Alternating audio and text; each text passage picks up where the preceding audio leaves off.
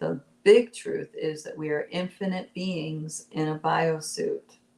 Now, infinite beings in a finite biosuit, okay?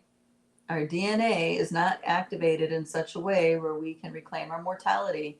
So it's finite. That's why I'm saying that. It's still an exquisite biosuit, still an exquisite reality this biosuit creates for us, for our experience, right? But it's finite, which means if you're an infinite being, not all of you can reside within this biosuit. Only a part of you is residing in this biosuit. A tiny, tiny fragment, less than tiny fragment of you is existing in this biosuit. Okay?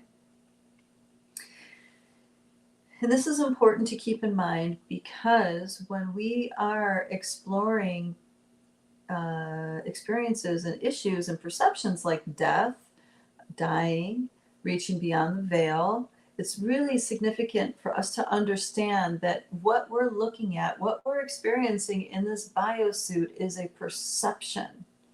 It's a lens. You know, this lens cultivated, some people have broader lenses than others. It doesn't matter. It's still a lens.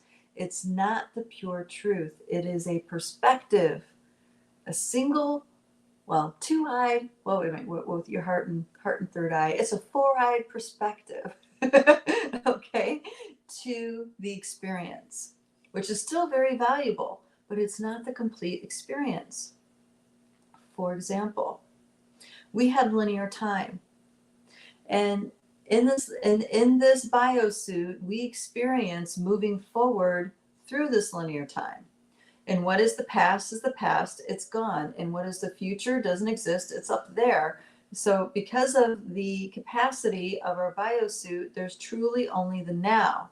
But there's so many layers, emotional, mental matrix layers on top of that, that we experience an entire timeline of history of who we think we are.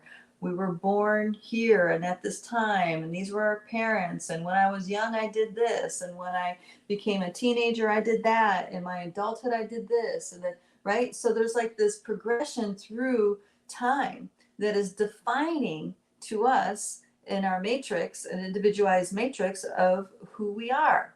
Okay? It's a very valuable, precious thing to have that kind of thing. But yet, in order to really have full command of our capacities as infinite beings in a biosuit, it does us well to let go of all that and truly only allow there to be the now in our awareness and let that have its priority, because that is where our power is at. That is where our choices exist. Okay.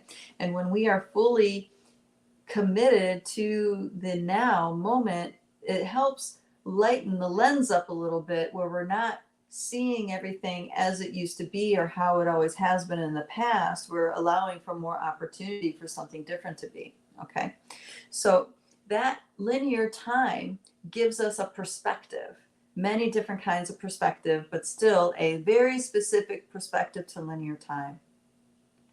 And then when you start exploring the Akasha and you start exploring this idea that you have multiple lifetimes, okay, then we start diving into a perspective, again, very unique to us in a biosuit, that there's past lives. We have a perspective that there's a parallel life, okay?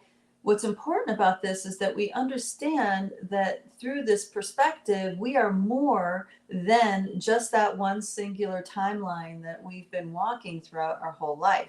Okay, so it's very liberating to go into the Akasha and see these other lifetimes, these past lives, these parallel lives. It's very, very liberating for someone who has, been limited to this one timeline understanding of who they are. Okay, so, and I often talk about the Akasha is introducing us to the concept of circular time, as in things unfold in cycles. Okay, time is not an arrow flying through the air. Time is actually circular, and within that circle, there are cycles unfolding And each cycle takes us deeper into an experience. Okay. So this is activating to our biosuit to now our perspective can perceive another dimension of existence of who we are. Our perspective can have another understanding. Okay. And then we start stepping outside of linear time and start going into an understanding of the time that exists in what maybe some might call 5D. Okay. And the beautiful thing about that is that we are no longer limited to that singular timeline that has defined us and who we are in a biosuit right now in this lifetime.